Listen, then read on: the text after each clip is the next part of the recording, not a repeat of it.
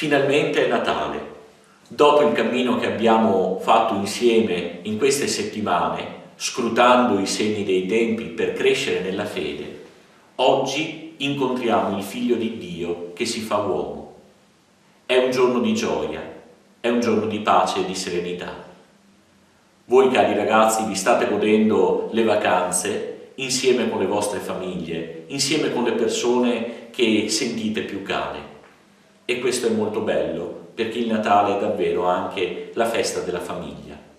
E allora, dal cenacolo, da questo luogo sacro, nel cuore del collegio Barbarigo, vorrei giungesse nelle vostre case l'augurio più sincero, accompagnato dalla benedizione del Signore.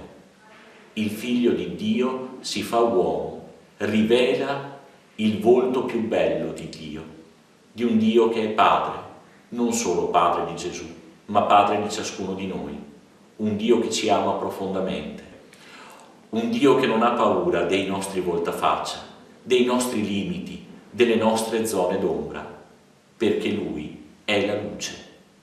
E il Verbo si fece carne e venne ad abitare in mezzo a noi. Noi siamo i Suoi e a volte facciamo fatica ad accoglierlo, ma la sua luce è per noi. Dobbiamo scegliere se fargli spazio nelle nostre case, nei nostri cuori e lasciare che sia Lui ad illuminare la nostra vita. Cari ragazzi, carissime famiglie, a tutti buon Natale, anzi un santo Natale, perché oggi è il Natale di Gesù.